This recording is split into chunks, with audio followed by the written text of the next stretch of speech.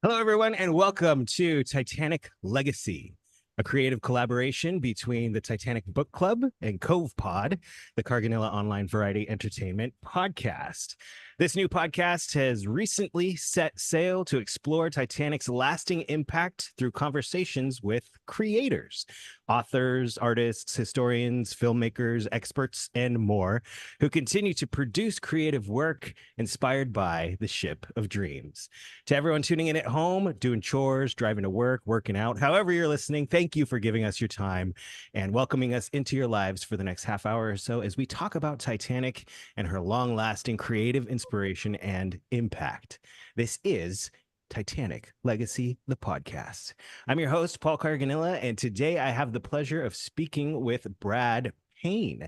Brad is a Titanic historian and artifact collector, and also the author of the book 1140, Analysis of Evasive Manoeuvres and Damage Assessment on RMS Titanic, available now on Amazon.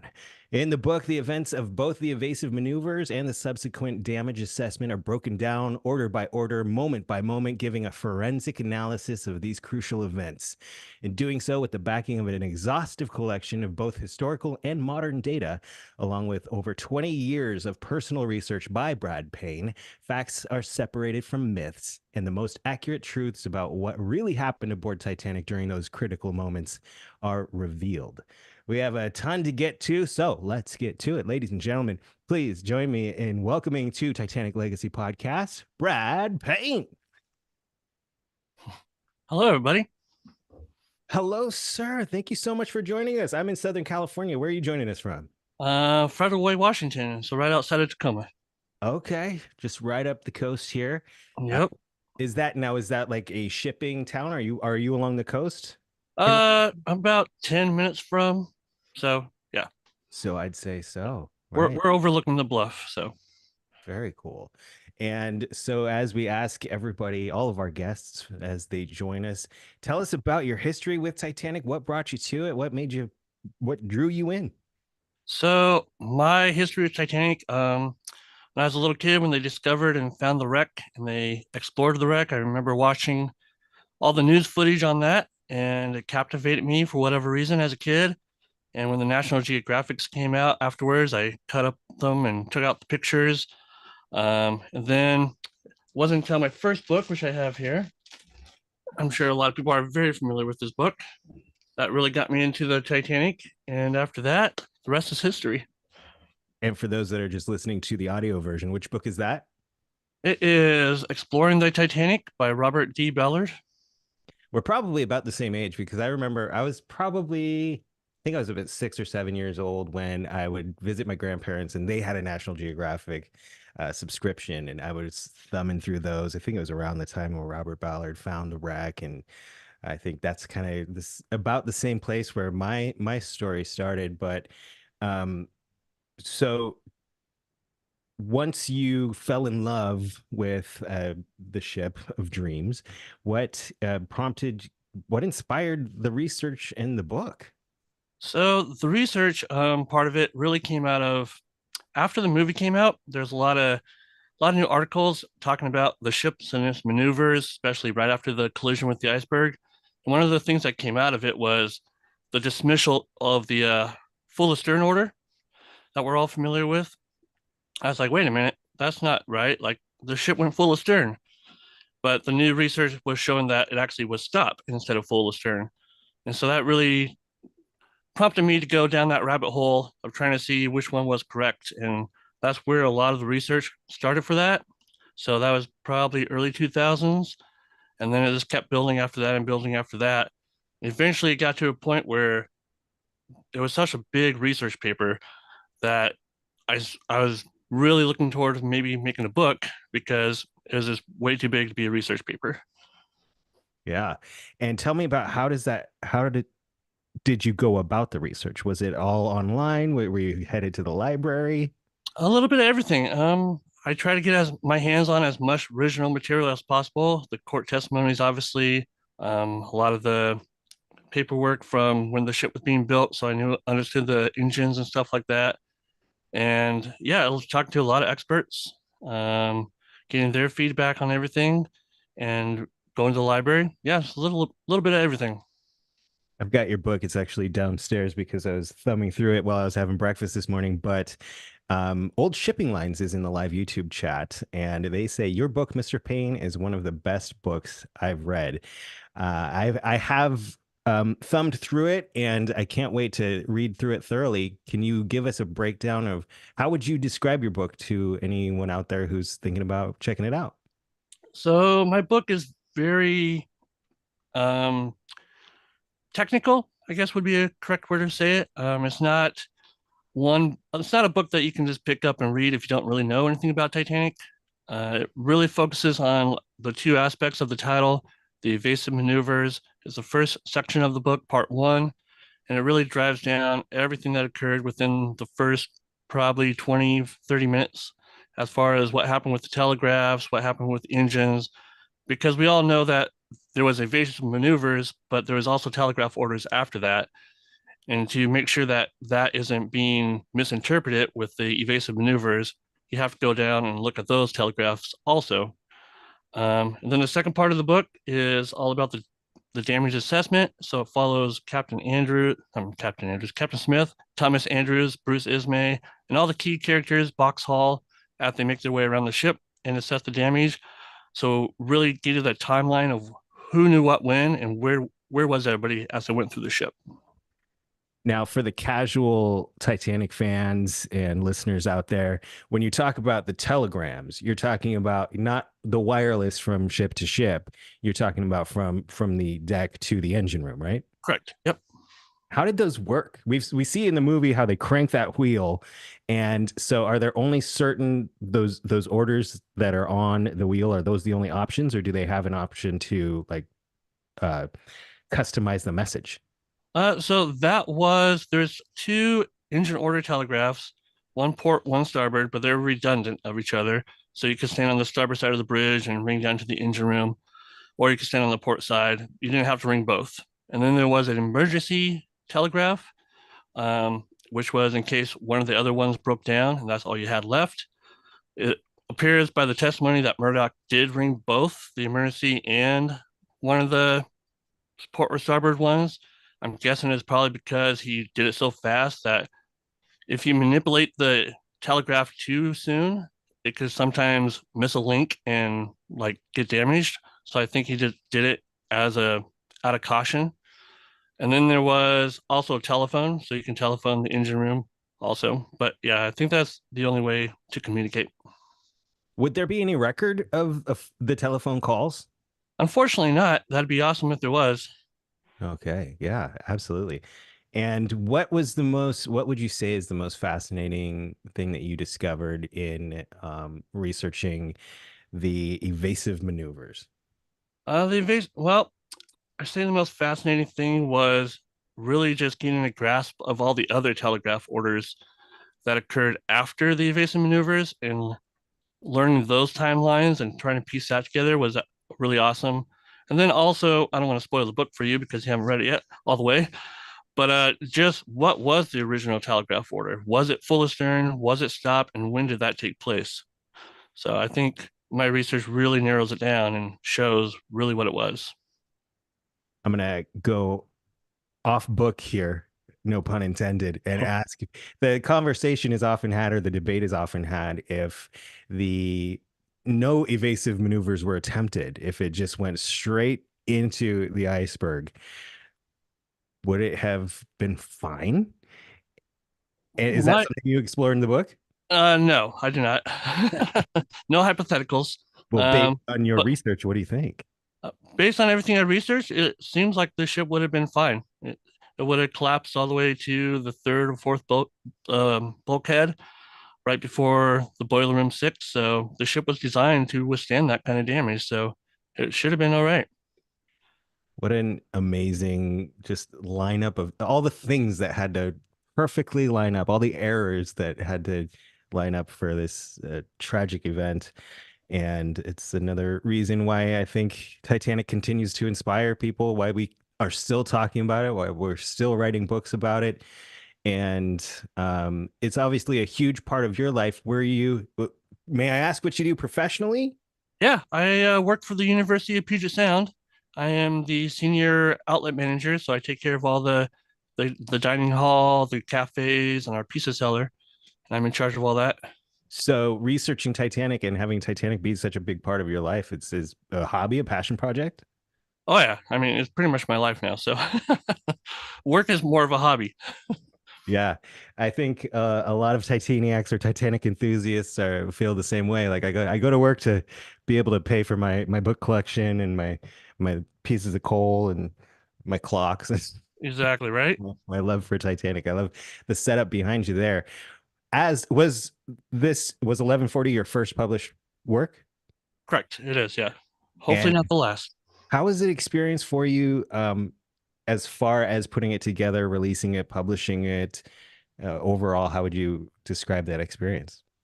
I'd say it was rather easy actually. When I first decided to just go for it, when I thought I had it arranged enough where it was presentable, I was like, let's just give it to the history press and see what they say. And they accepted it immediately. They loved it. And yeah, it took about a year after that to finally get it all to where it is now to actually look like a book instead of a research paper. And yeah, they're awesome to work with. They allowed me to edit it really right until the last moment. So awesome people. What was your favorite part of the experience of putting this your first book together?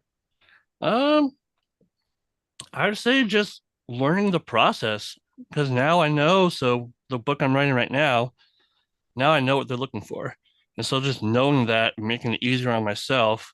So going forward, it's just not a lot of back and forth, them asking me questions and me wanting clarification because I don't really know the process. So There is a question in the live chat about your next book. Is it true that you're working on one? And he just revealed it is. What can you share anything about the new project? well, I have two books actually in works. One's a follow-up to 1140 called 1240.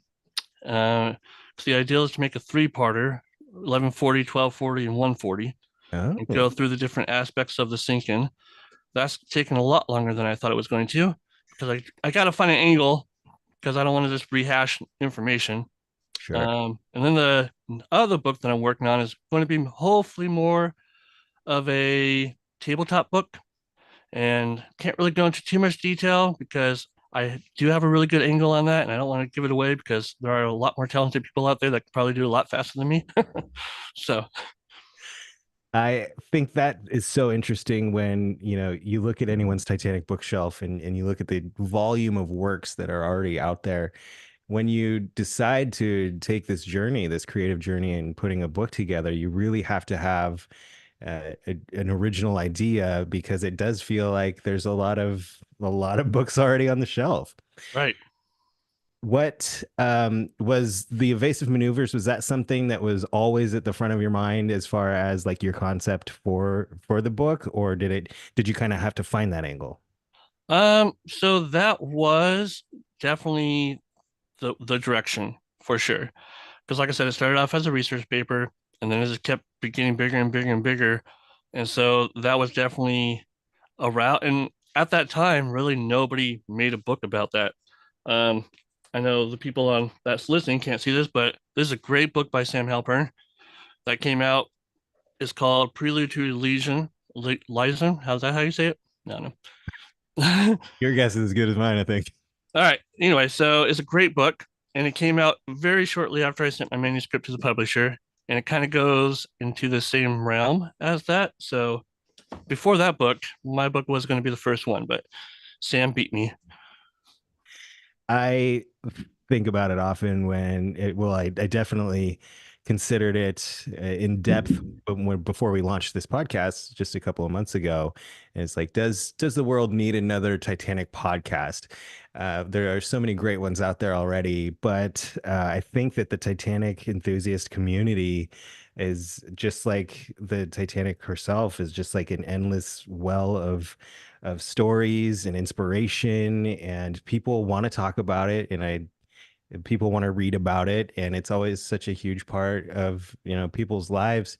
And it feels like the popularity is not going anywhere, which is great. And I think that with authors like you continuing to write, and with podcasters continuing to podcast, and these conversations continue to be had, as the descendants of the those who were on board, either survivors or those that perished, they kind of get lost to history the further we get away from it. But we're gonna still have so much to turn back and look at, to read, to listen to. And I commend you for putting that book together, starting as a research paper. That's such a great story. And if anybody looks at your website, if you're listening out there, check out bradmpayne.com. It doesn't just end with your book. You're creating music, but you've also Mhm. got an extensive collection that you share there on your website. Tell us about your Titanic memorabilia collection. Yeah, so that's where a lot of my money goes to, as you could imagine. Yeah, it started very small. Started with a piece of coal, and it kind of grew from there and there. So I got pieces of the Olympic, obviously, and yeah, I just got a new book the other day. It's this little paper about the submarine signals, which is a little niche that many people probably don't really care about or know about, but it shows exactly where it was on the ship that I think is really cool. It's those little tiny details that fascinate me. So, yeah, and I got a lot of old books, a lot of the engineering magazines and stuff. So, You got postcards, promotional materials, documents with original handwriting on them, and all just displayed there on your website. Everybody check that out. Again, it's Brad M. Payne, PAYNE.com. What is your favorite piece in your collection, if you have one, or pieces? um, I get asked that a lot, and I'd have to say, the engineering book was probably one of my favorite ones, because it has a whole deck plans of Titanic in it, and I got that for a really, really good deal. So that was an awesome find. And then I'd have to say the selling directions for the English channel, that my wife found that for me, and that's kind of what started the whole old book collection. Because before then, I was like, I'd never get my hands on something like that.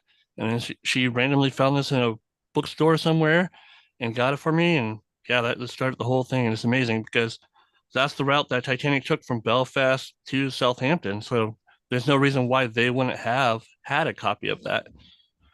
Wow, good gift. Good gift.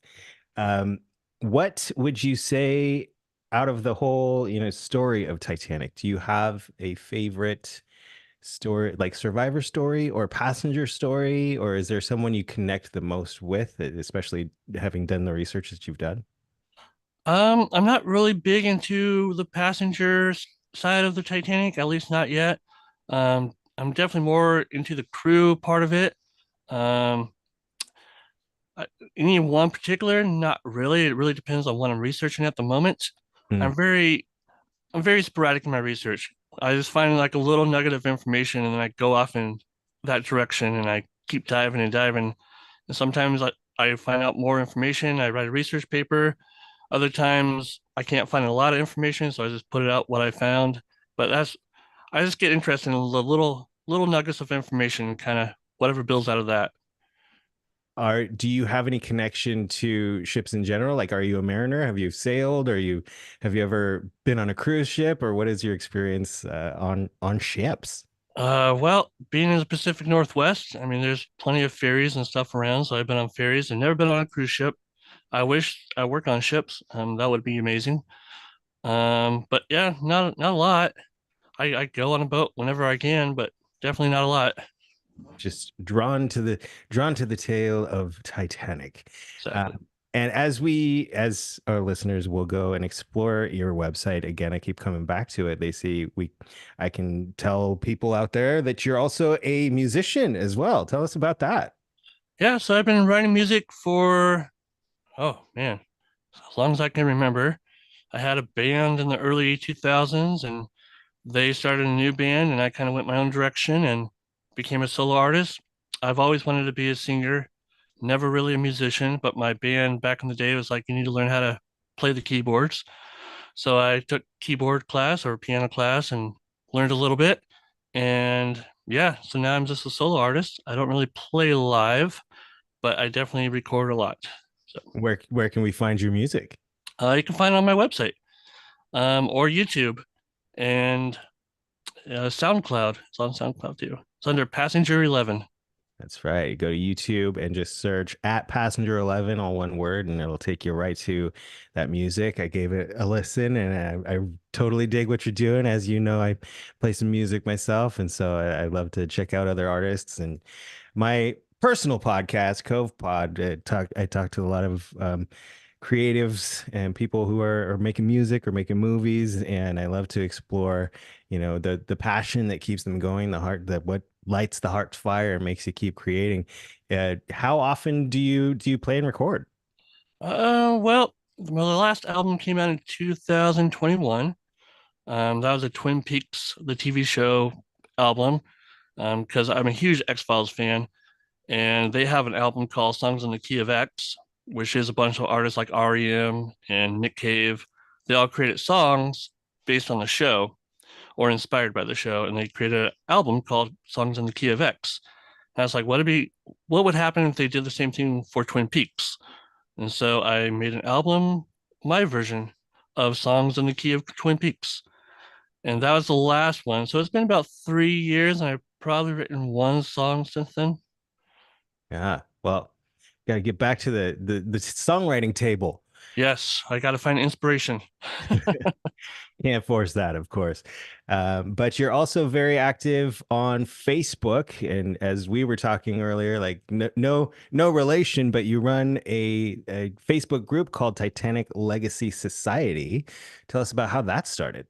So that started as a way to connect with the local Titanic community. At first, it was called Northwest Enthusiasts, but a lot of people started joining from all over the world, and it was really supposed to focus on Titanic and its story in the region, so Washington, Oregon, California, parts of Idaho. But as more and more people joined, it became less and less relevant around that because the whole idea was to get people locally together and do things. But obviously, if somebody lives all the way in Canada or in Europe, that's not going to happen. And so it changed the name to Titanic Legacy Society. So, yeah. Love the name, and um, it came up for me creatively because I was like, well, I want to have conversations about how Titanic continues to inspire people and what they're creating, and I thought Legacy was a perfect title for that. And I saw when I found out about your group, I was like, I'm sorry, like I didn't mean to. We that was totally coincidental, but I mean, it's It's such a good word. It it encompasses is. everything. It does. It encompasses what Titanic has left behind. And for anyone listening out there, can anybody join that group, or how does it work now? So anybody can. You do have to answer the questions, and you do have to answer them correctly, and you do have to agree to all the rules. And I started doing that because when it first started, there's quite a bit of spam going on, and so I'm really locked it down to where you have to answer the questions. Therefore, we know you're legit. Not just Titanic trolls out there. Exactly. And when exploring your website further, there's a Titanic Legacy pilot or documentary that you kind of conceptualized.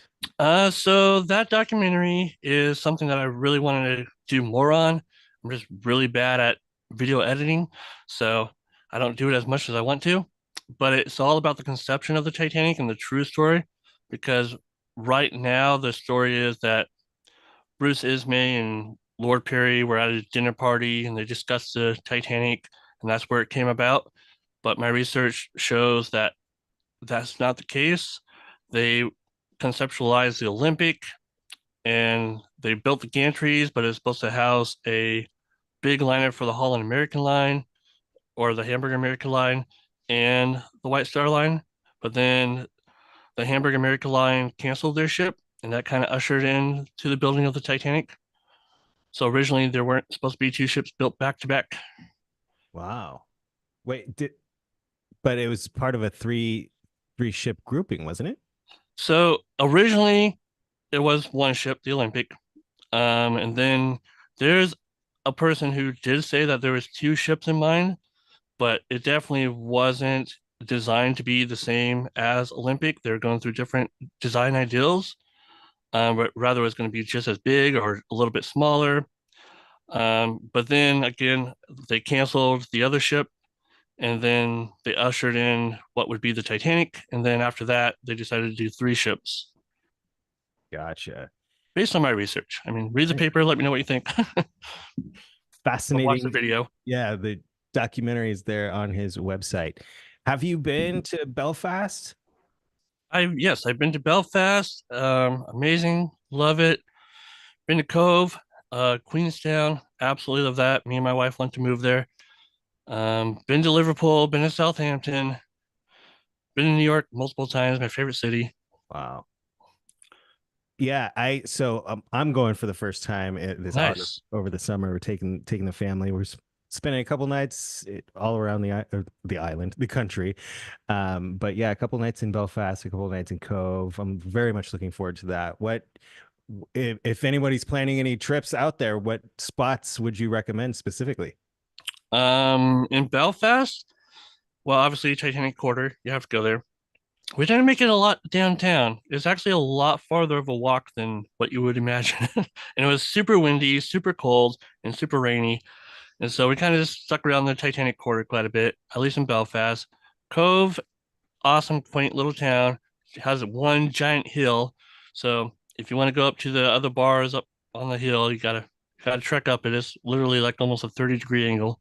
It's huge. Um, but beautiful. Did you happen to do the walking tour in Cove? No, I didn't, unfortunately. Yeah. What are your favorite Titanic related sites to visit in New York City? The pier is always the best one where it should have docked. It's always a great place. Yeah, we always go by the lighthouse, the Memorial Lighthouse. We finally found the White Star Line office. Even like we passed it a million times, but we just didn't know that was the building. And That's down by like Wall Street in that area, right? a little bit is by the National Archives. Okay. Yeah. Yeah, my wife and I go to New York every Christmas time. We love it at Christmas time, and so Oh yeah, we just finally went last year for Christmas. It was amazing. I'm gonna have to get that location from you so I can find that spot. Um, what would you say, looking forward to the future, other than writing books? Is there anything coming up that you're excited about that you want to let anybody know about? Not off the top of my head. I mean, yeah, I don't really have any big things. I mean, I'm trying to work on a project, but probably won't be till September. It's gonna be it's kind of based on what the book's about, the one that I can't really talk about. So they'll be kind of related, but hopefully by September. Do you have a favorite Titanic film or TV series? Film, I'd have to. Well, I mean, James Cameron's movie really sticks out. I mean, that came out when I was in high school, and it kind of changed the path of my Titanic adventures. I mean, before that, nobody knew what Titanic was, and after that, everybody knew what Titanic was. And me being a Titanic nerd in high school, everybody's like, "Wow, Brad, you know about Titanic." And so I became popular for a second. So, and not only that, but it also opened the doors for all the other books to be that were already published, but I could never get my hands on.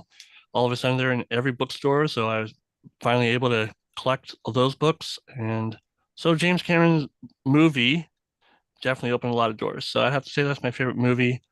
TV show, I don't really have one, but I would also agree that James Cameron did such a service to the legacy of Titanic, and any naysayers or haters can hate on the Jack and Rose storyline, but the work that that man did for the Titanic community and keeping, the legacy going and drumming up more interest, mm-hmm, we owe him much for that. exactly. Any final thoughts you'd like to leave with our listeners today? No. If you go to my work's website, the University of Puget Sound, and you go to the bookstore's website, they do have my book for sale, and they are all autographed. So if you want an Oh, autographed version of my book, you can order it from the university. and they'll mail it out. And if they run out, they'll buy more, and I'll go downstairs and I'll sign more copies. And so if you want an autographed copy, go to that website. And you absolutely should. What was that website one more time for people? The University of Puget Sound, and yeah, it's the bookstore. I don't know the link, but And Brad's official website is bradmpayne.com. Once again, are you on Instagram? I am not on Instagram. All right. Well, listeners can connect with you on your Titanic Legacy Society group on the Facebooks. And I want to say thank you before we go to Jill Carlier and the Titanic Book Club. Be sure you're subscribed to the book club on YouTube and check out the official website at titanicbookclub.com. If you enjoyed this episode, please be sure to rate, subscribe, follow, leave a positive review on your favorite podcast platform. And if you love conversations with inspirational creators, you can find many more on my podcast, Cove Pod. Click over, give that a listen. I want to say thank you one more time to today's guest, Brad Payne. Thank you. And thank you, everyone out there, for tuning in. Until next episode, seize the day, follow your heart's fire, and make each day count.